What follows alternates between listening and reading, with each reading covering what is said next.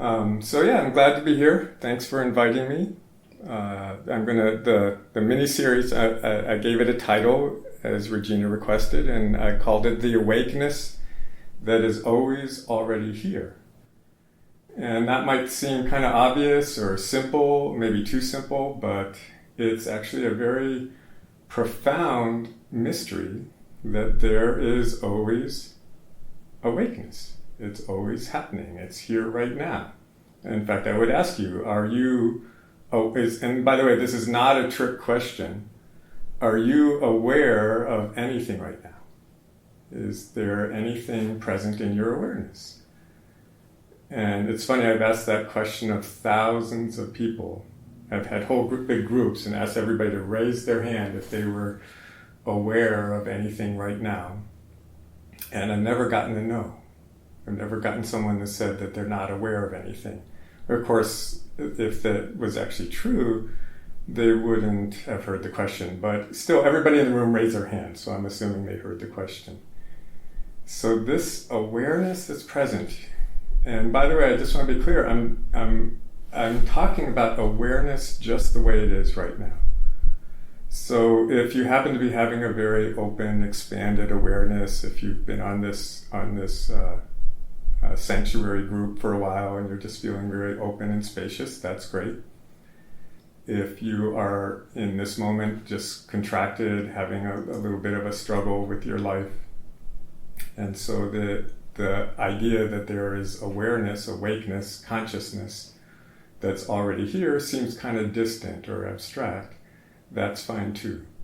We're going to spend these next 4 Sundays exploring that whole range of awareness. It turns out that just as a single drop of water is still wet, a single drop of water has all the qualities of water. That is similar in the case of awareness. And by the way, I use words awareness, awakeness, consciousness. I'm a little bit casual with my terminology. I just use them all interchangeably. Awareness always has all of the fundamental qualities of awareness. Just like water always has wetness, liquidity, transparency. Water always has those qualities. Even very contracted awareness has the same fundamental qualities. And just to put them out there, the fundamental qualities of awareness are, first of all, that it's aware. I mean, that is it. I actually looked it up on Wikipedia, and it said awareness is the ability to directly know and perceive. And it's interesting, they added on that this could occur without necessarily implying understanding. So even when you're confused, even when you're not really intellectually knowing at all what's going on, you still are perceiving. And so awareness, consciousness, is always perceiving. It's also always spacious. It is space itself. Space and awareness are actually the same thing. We use these words, we can use these words interchangeably to point to this aware presence because they're such fundamental qualities. They're always here. Just as, I would challenge you not only to check if you're aware right now, but to go through your week and find out, try and find a moment where you're not aware. And and maybe even spend some time trying to turn it off. Good luck with that. And in the similar vein, there is always space. I challenge you again, wherever you go, whatever happens, whatever is present right now, check, is there any space? And it, again, doesn't need to be a lot of space. It doesn't need to be cosmic or expanded or profound. If there's even enough space for your body, that's space. So this space is aware. This awareness is spacious. Another fundamental quality of awareness is that it's alive. It's dynamic. It's always moving, shifting, changing, expanding, contracting. It is life itself. It is that which lives. It's that which lives you. And so that's another fundamental quality of awareness. And this one, the next one might be a little more. We'll get into it later in this mini series. But the next one might be a little less obvious or as being fundamental. But this awareness that you are is discriminating. It's inherent in your awareness that it notices differences. And then finally, the last one that we'll kind of explore a lot in this series is that awareness is one.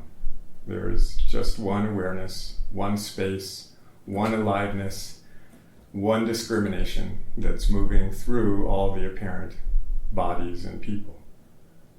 And so these are the fundamental qualities we'll explore, and I chose them because they're fundamental. Anytime awareness is present, they are present.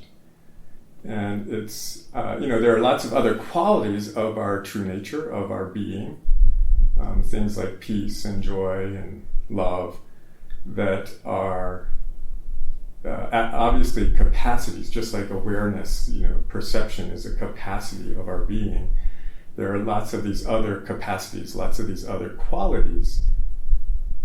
But the difference is that they're not always present, or at least for all practical purposes, always present. And so these qualities of awareness are the ones that are always here. Again, I challenge you to find a moment where there's no movement, no aliveness, no space, no awareness, no discrimination. And even if you can't experience oneness in its totality, again, just like that single drop of water, you can, in this moment, feel a connection between your awareness and something else.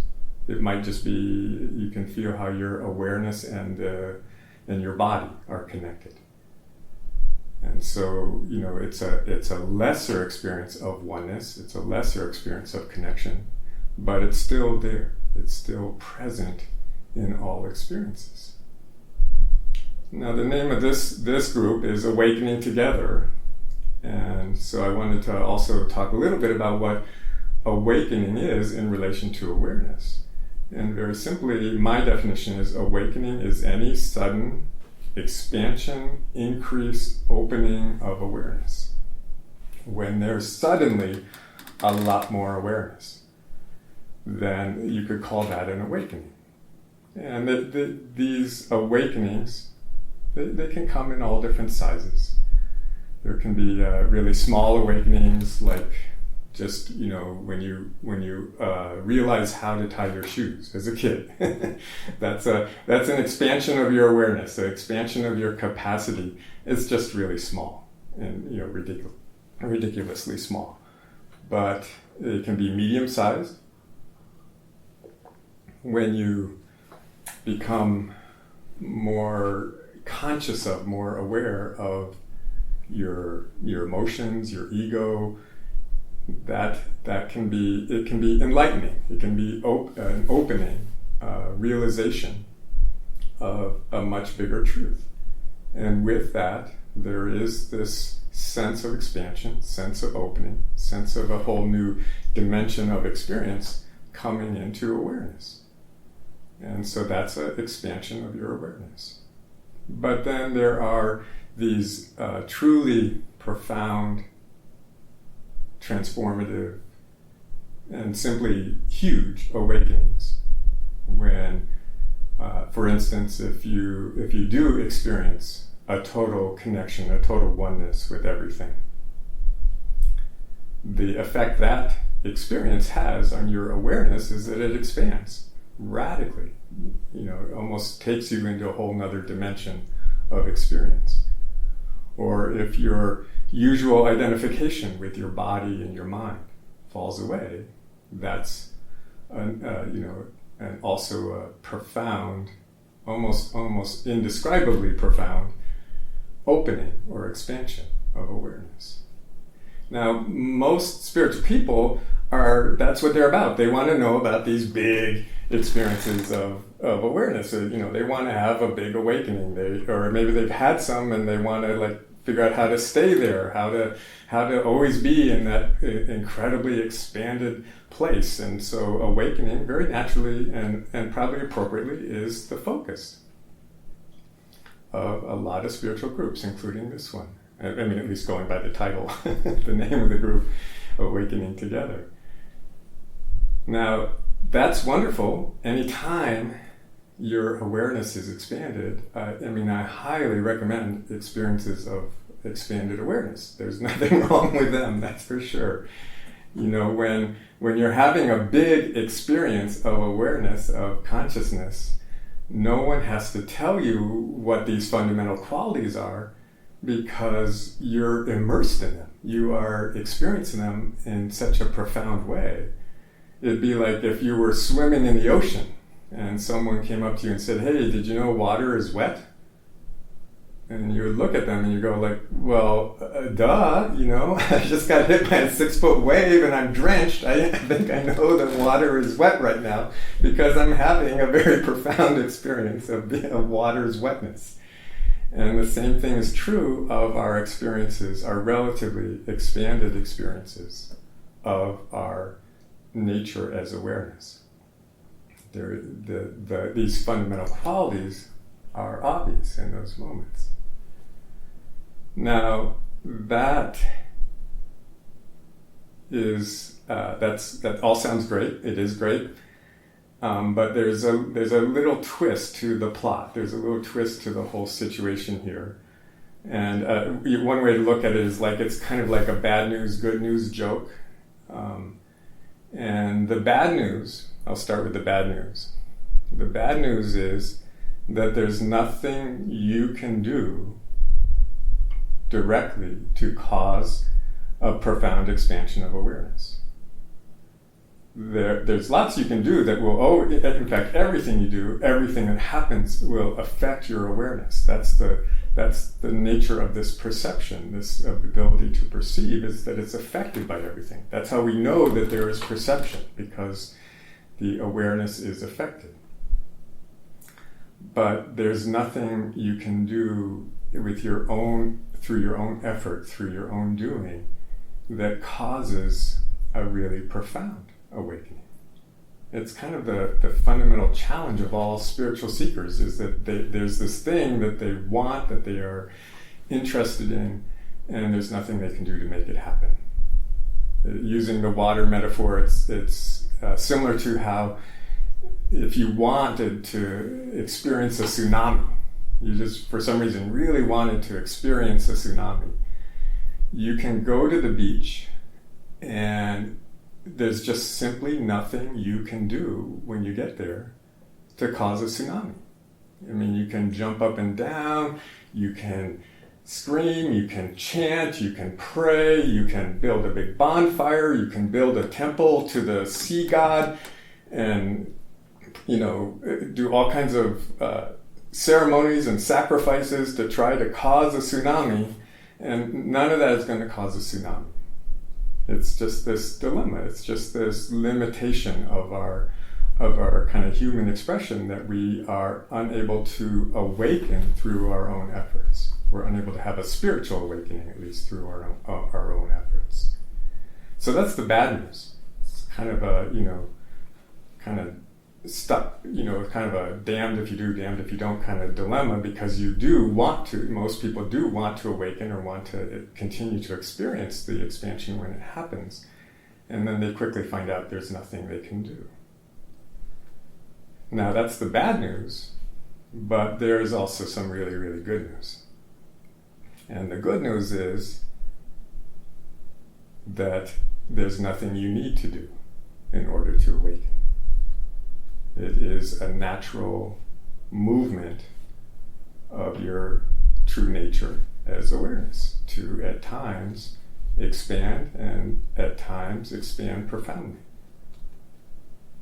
And so, and an even better news, an even better piece of news in this context, is that unlike a tsunami going to the beach to try to experience a tsunami, this awakening isn't quite that rare.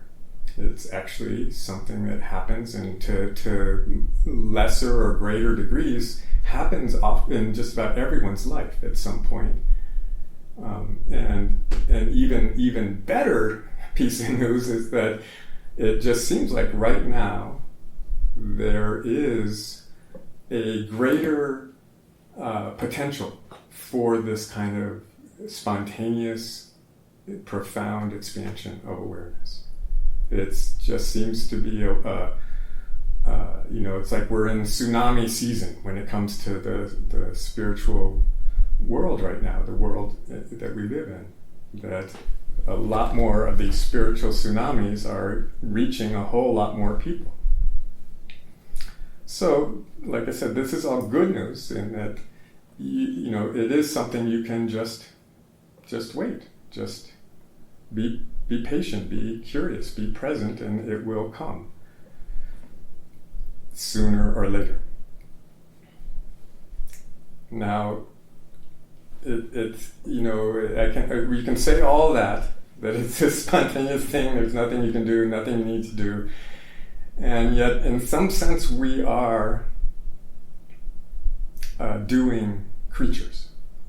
It's like we still. I mean, I can explain this over and over again, and then the next question always is, okay, but what do I do? It's like, okay, there's nothing I can do, but tell me what to do anyways. And so I think most spiritual techniques and practices, they're kind of like a bait and switch trick. It's like this funny thing where they point you to something, and it's, the purpose is just to get you to pay a lot of attention. And so they point you to notice presence, notice the movements of awareness, notice these qualities. That's what I'm kind of doing here and going to be doing over these next 4 weeks, is inviting you to really pay attention to the qualities, these fundamental qualities of awareness, even when it's not expanded, even when it's just ridiculously ordinary awareness.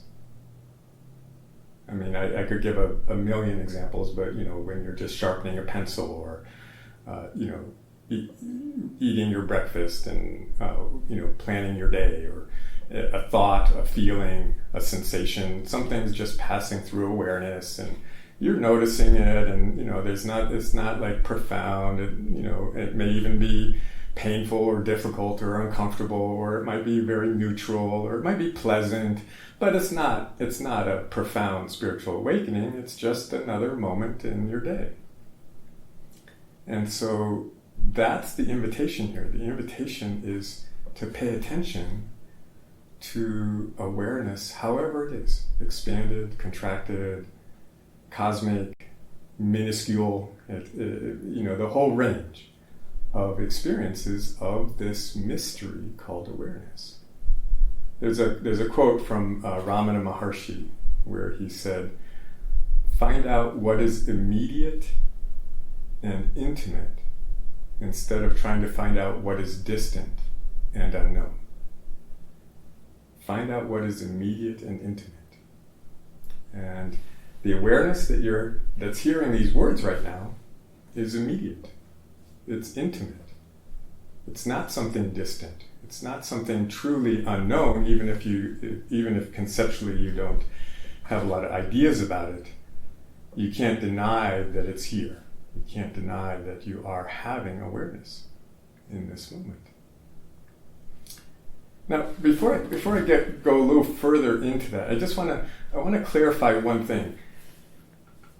I'm using these words: awareness, awakeness, spaciousness, aliveness, discrimination, oneness.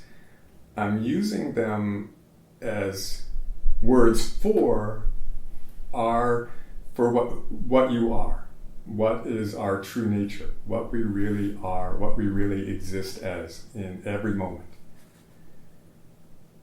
Now, it turns out that the totality of that, the totality of what you are in this moment is actually includes everything, every quality, every manifestation, every experience, every object, every thought, every emotion, every sensation, and that which is beyond all of those things.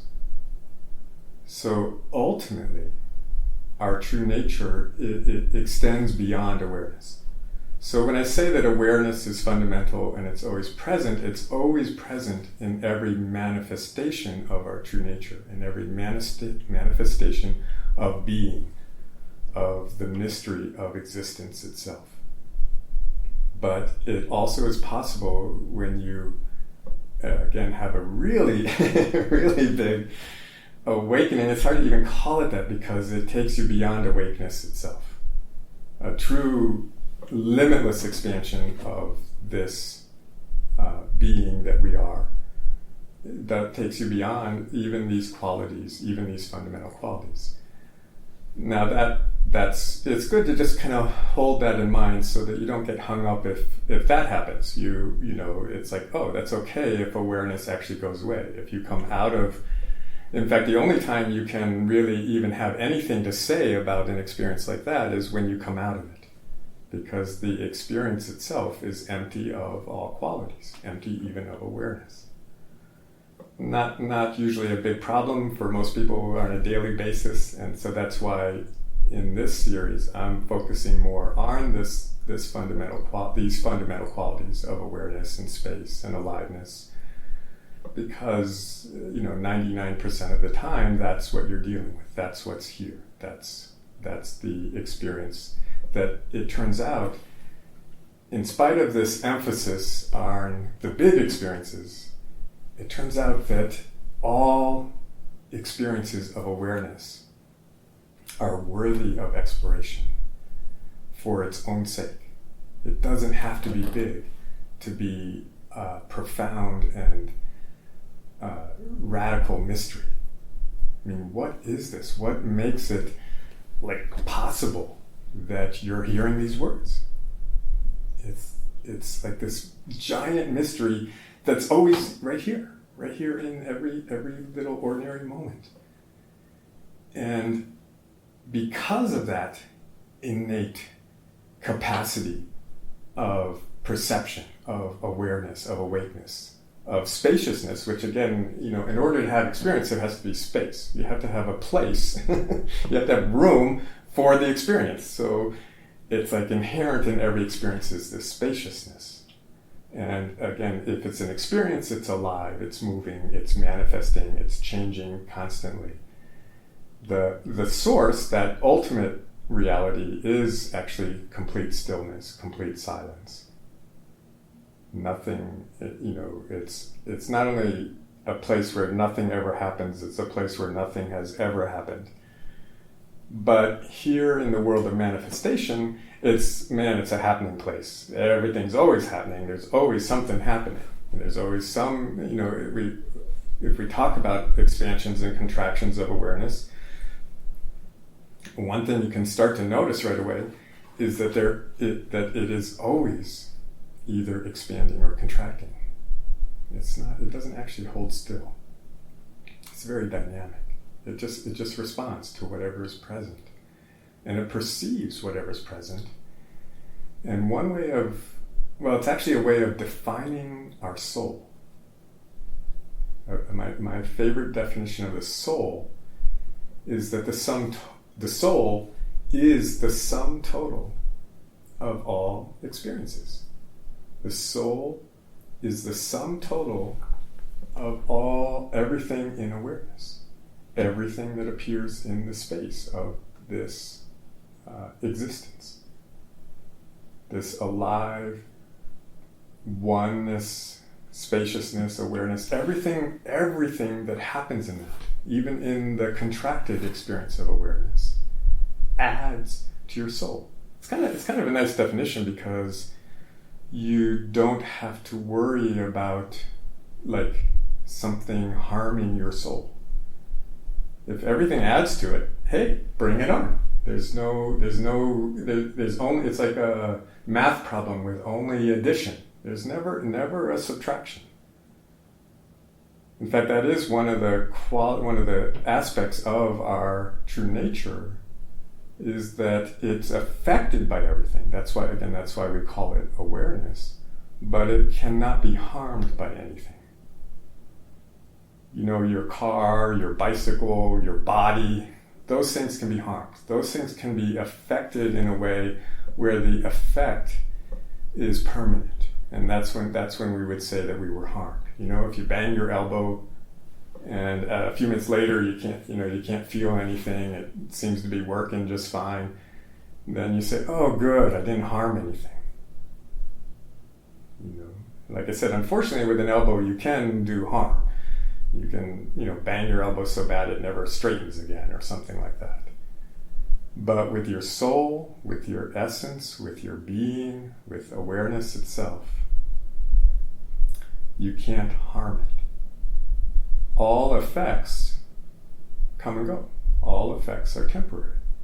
So at some point, your soul stretches out its arm and says, oh good, I didn't harm anything. I didn't break anything. You can't break anything in the soul. You can't break anything in awareness. So that is another little piece of good news, is that you can dive in to these ordinary and or expanded experiences of awareness and know that, and even dive into the contracted and painful and difficult and challenging and horrible experiences, because your essence, this awareness itself, is not going to be harmed. So let's dive in a little bit more experientially into the awareness that's here. It's not a thing. It's not a It's a funny thing to try to be aware of awareness, because you don't actually you more catch the aroma of it. You more catch the effect of it, the undeniable presence of it, without actually being able to ever point to it and say, oh, right there it is. Oh, I just saw it. Oh, that was awareness. I just saw it go through the room, or something like that. It's more in the simple fact that there is perception. It's kind of like some mythical animal living in the woods that you never actually see, but you see a lot of signs that it's passed that way. There's poop or scat, which is, it's not some other animal. This is like some strange animal that you've never seen, but it must exist because there it is. There's the sign. So it's a challenging thing to do this kind of exploration of space. But it's simple if you just let go of the needing it to be a thing, and also needing it to have a specific location. It is space itself. That is another quality of that which is aware. So it can actually move into and out of any space or location. And again, if you're having an experience, if you're having an out-of-body experience, you're having a cosmic experience, your awareness has moved into, a totally different location than your body, this is obvious. No one has to tell you that awareness can move in and out of any space or location, because that's your experience in the moment. But I'd like to bring it again back down to what includes our kind of ordinary every moment experience and demonstrate this. So I would ask you, and again, without trying to grasp it or pin it down, just feel into it and get a sense where is your awareness, your present moment awareness, however expanded, contracted, whatever it's like, whatever you are aware of, probably includes my voice, at least at moments, unless you space out for a bit. But even if you do, you're still aware of something else. Where is awareness located right now? Where does it seem like awareness is present?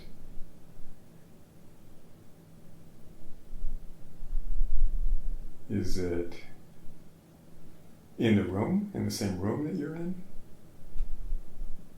Is it in your body?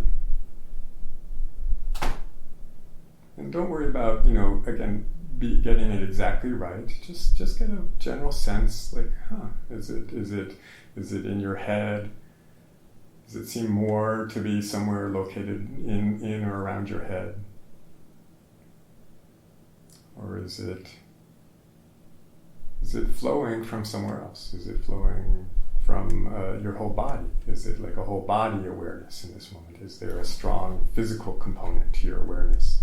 Strong sensory component of the body, so that it seems like awareness, the source of awareness, is located more in a bigger space of your body.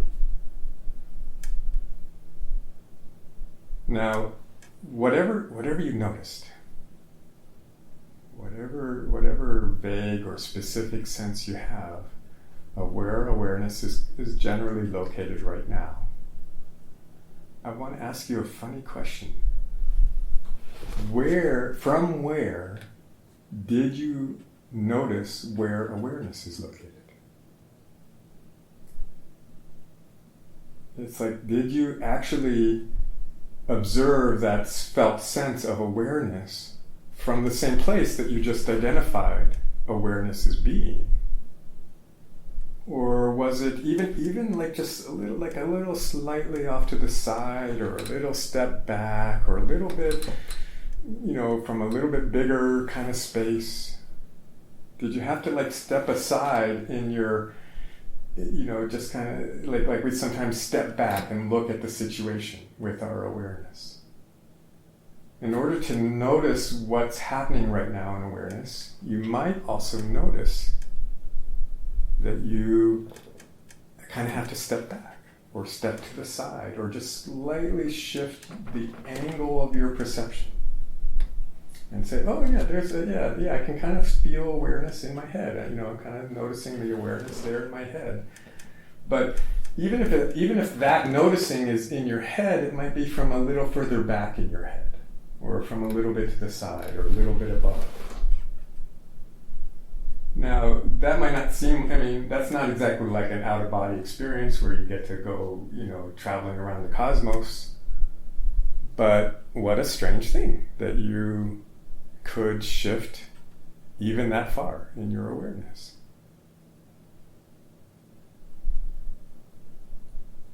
That you notice it as, again, even if you're noticing a very big source of awareness, does it get bigger when you pay attention to awareness itself? And now, if you really want to play with this kind of exploration, you can ask, where did you notice the place that you were noticing where awareness was? It's like, does that even happen again when I ask you that second question? Where did you notice the place where awareness was flowing from? You may have to again shift again and say, oh yeah, where was I just looking from just now to try and notice where I was seeing awareness from? And so you can start to actually maybe start to catch how awareness shifts around. Now, these are very subtle shifts. Again, if it's a big shift, you'll start no one has to tell you when you're out of your body that you're out of your body, especially if you're looking down on your body. But these subtle shifts are more subtle, and yet they can be very profound, very, very powerful. And again, to give a more experiential sense of that, I'd like to invite you to do it's again a very simple experiment. We're going to play with. It's just a experiment, not something you have to worry about doing it right. Just a game to see what it would be like to move awareness down into your heart. And again, there's all varying degrees of this, but a lot of times our awareness tends to localize in the head. That's where thoughts are happening. That's where our eyeballs are. That's where our ears are. That's where our tongue, our nose, all these sensory organs are actually located in the head. Not, there also are sensory capacities in the rest of the body, but there's so much up in our head, including that strange, mysterious thing called thought, that awareness tends to kind of gather there. It tends to localize there. It just gets habitual to look out from your head. And so I'd like to, as an experiment, just to see what happens, invite you to, it actually helps because of those eyeballs up there in your head, it can help to do this experiment with your eyes closed. So if you're willing, you can just gently close your eyes. And then it also can help to give yourself something very direct to experience. And the simple way to do that is just to place your hand over your heart. So if you just put one of your hands right there over your heart, and you can feel it, just notice first again, there's that same old awareness. Noticing the pressure of your hand against the outside of your chest. But now drop down and experience that same pressure, that same sensation, that same presence of your hand from just behind your hand, just underneath your hand. Just drop down into the heart and feel your hand.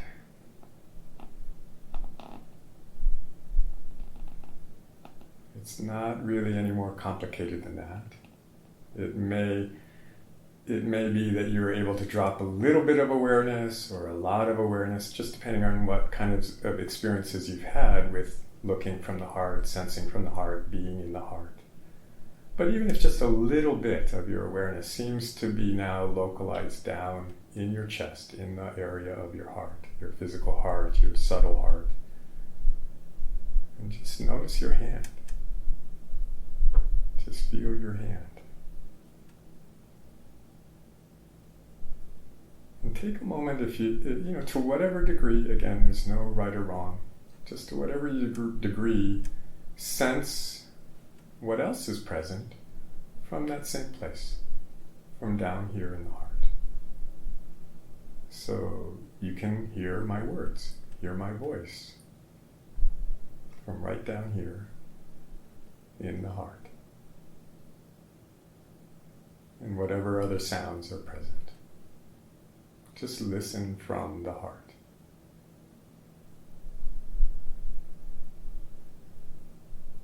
And whatever other sensory experiences are present, like the other sensations throughout your body. Just feel your body from here in your heart. There's no right or wrong way to experience this, but you may just notice that there's a different quality awareness naturally has when it flows from the heart. It's more, most people report it as being more open, more spacious, a little bit more expanded, softer, gentler, more tender. Those are all words that you might be experiencing. It's not better or worse. It's just it's like tuning a different radio station, different channel, only this is like tuning a whole different radio, using a whole different radio, a much more rich and multi-channel radio that takes in a much, much richer signal.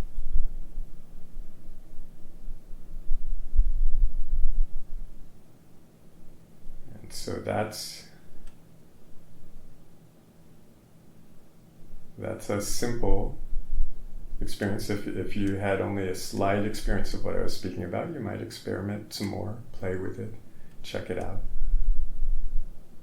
If you found it was fairly easy to drop down into your heart, you can, even right now, stay there. You can experiment with it throughout your day. Find out what happens if you drop into your heart while you're washing the dishes, or drop into your heart when you're getting pulled into an argument, or drop into your heart when you're answering emails. Just notice what effects it has. It can't help but change the experience to some degree. So that's the kind of experiment that is playing with just ordinary, everyday, here and now awareness. It doesn't, even if you're having a big spiritual experience, you can drop into your heart and see what happens if you do that.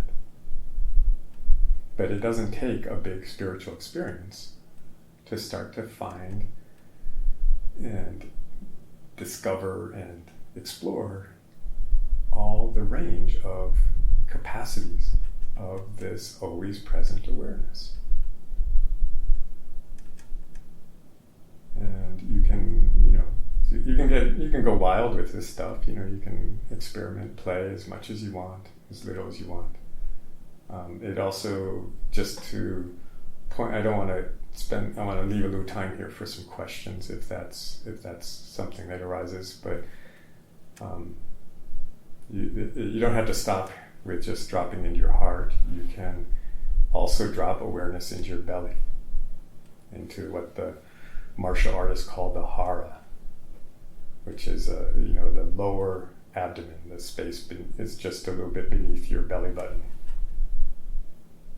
And when you drop awareness down there and experience the room, experience other people, experience your own body, that's a whole nother dimension or possibility in ordinary everyday awareness. The reason martial artists do it is that it taps into a whole, at times almost supernatural set of, I don't want to exaggerate, but a very profound set of capacities. I studied a certain kind of Aikido for years, where if you drop into your belly like that, you can make your arm unbendable, where even a NFL linebacker won't be able to bend your arm. Or you can make your body so grounded and so centered that 3 large men won't be able to pick up a 92-pound woman. My Aikido teacher was part of a group that the person who developed this form of Aikido was up on stage, and he was on a 4-legged chair, and he tilted the chair back so it was just on 2 legs and lifted his feet off the ground onto a rung of the chair. So he was balancing on 2 rungs of the chair with no his feet not touching the ground. And then my individual teacher, and 2 other large men tried to push him over. And they were incapable of pushing him over. So, that's just a taste, a little enticement to explore what would it be like to be aware from your belly. And then the last 2 things I'll mention real quickly. By the way, a lot of this is in a free ebook you can get on my website, that endless-satsang.com that Regina mentioned. The free ebook is called Living from the Heart. But you can be aware from your heart, your belly, and your mind. You can be aware from 2 at a time, all 3. And you can be aware from infinite space itself. So you can be aware from your whole body, from the whole room, from the whole solar system, from the infinite. It's actually fairly easy to move your awareness as you get the hang of this. And then, a nice side effect of playing like this is that you're present if a big tsunami comes along and takes you to that, beyond any concept you had of what was possible in your sense of being, in your present moment experience. So I hope everybody at least got a little taste, a little flavor of it. And if not, play some more. See if you can catch a sense of how awareness shifts when it changes location. And I'll refer now to this room and see if there's any specific questions, anything that came up that you were like, oh, I wish I could ask them more about that, or something of that sort. I'll just give it a minute or two here. You can either raise your hand or type something.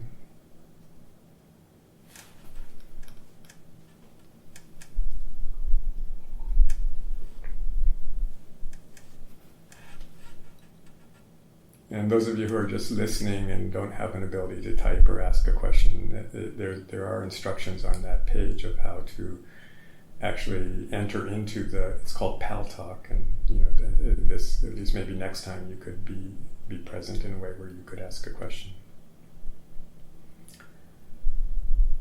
Well, so far there aren't any questions, but I'll keep checking. Sometimes when you drop people into their heart and belly and into the room and space beyond it, there aren't a lot of questions here so far. You're just not so up there in your head anymore where all the thoughts are happening, so the questions get kind of quiet. So I'll just say a little bit more about another why, also what and how. Somebody typed. Why, I always find why is not such a profound question, because whatever answer you come up with, you just make it up anyways. It's just you're making it up for your own enjoyment. And what and how, like I said, I gave a little bit of instruction, but there's a whole lot more in that. Regina typed it in the name of the book, Living from the Heart. So that gives you a lot more to play with in that book. So the other thing I can speak about, since we have a little bit more time, is the quality of aliveness. I said awareness actually always is expanding or contracting, and actually is always shifting, moving. The place it's moving from and the place it's flowing to. Awareness is always noticing something else, moving.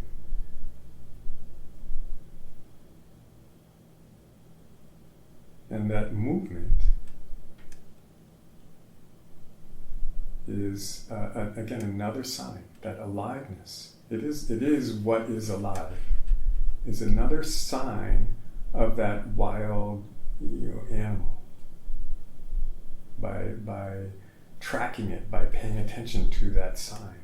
I mean, imagine if you were hiking in the Grand Tetons, and you come around the corner on the trail, and there's this big pile of steaming hot poop.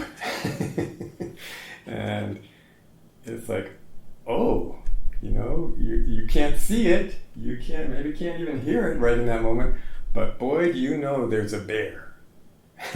He's not very far away. And so you become curious, and you might even, make some noise so the bear knows that you're there. They recommend in the Grand Tetons that you put a bell on your hiking stick, so that the bears hear you coming before you hear them coming. You don't want to surprise a bear on the trail. So that's the, that sometimes is the best we can do when we want to explore these fundamental qualities, is because they're subtle. Awareness is this. It's not a thing. It's kind of hard to focus awareness on it, because it's always moving, changing. Space, the spaciousness, the simple reality that there's room for everything. When you look around right now, there's whatever you can see or hear or feel is happening in a space. But can you see or hear or feel space? No. You can only infer Just like you infer that there's a bear somewhere nearby, you can only infer that there must be space, since you can't really get a hold of it, you can't touch it. But the fact that you can move your hand through this place that movement happens, you can infer that there's space. So even at this very fundamental level, we're dealing with something actually much more mysterious, something undefinable, something unnameable, really. I mean, we give it all kinds of names. We give it, I like names that are hard to define, because that's really seems somehow appropriate. If you can't define it, then you call it something like the mystery. Well, what's that? I mean, it's not, I know what a bear looks like. I don't know what a mystery looks like. But it's here. There's this mystery of space. It may not be again, a cosmic scale mystery in this moment. It may not be in an ocean of awareness. But there's at least a drop of awareness. There's at least a drop. And therefore, again, you can infer that there is a drop of mystery. There is a little bit of mystery. And possibly not that little a bit. If you're aware of more than just a little bit, your awareness is kind of a little bit expanded, a bit open. If you're sensing the space all around you, if you're feeling, I know someone said something about a buzzing, that they experience presence as a buzzing. If you're experiencing aliveness, if you happen to be experiencing a little bit more than the ordinary amount of aliveness, yeah, that's a sign. It's like the difference between an old pile of bear poop and a fresh, steaming, hot pile of bear poop. When you get closer, the spaciousness, the sense of awakeness, the sense of aliveness, the clarity of discrimination, the ability to finally discriminate, that all increases the sense of connection or oneness. It increases, even if it's not taking you tsunami-like into a big, unimaginable experience, or taking you beyond experience itself into the absolute, into the ultimate true nature. It still is worth taking note, paying attention. One of the great things about paying attention like this is that then you're present, you're paying attention if a tsunami does come, if a awakening does happen. I put this in the course description, but my teacher Neelam, she said it very poetically. She said, "You never know when grace will come for a visit," and that's a nice word for this spontaneous quality of awakening. Is that it's grace. It's a function of grace. It's not a function of your doing. And so she said, "You never know when grace will come for a visit." And then she paused, and she said, "But it's a good idea to be home when she does." This is the great, side effect of paying attention to ordinary and all different sizes and qualities of awareness. Is you're home. You're paying attention. You're sensing into awareness when awakening happens. You're able to really fully take in that expansion. And if it in the next moment it withdraws, it pulls back, grace steps back a little bit, then that's what's happening. It can be exquisite, that longing that appears after an awakening to somehow dissolve back into it. which again is not something you can do, but you can pay attention so that when she comes back and lightly knocks on the door, you're there, you're home.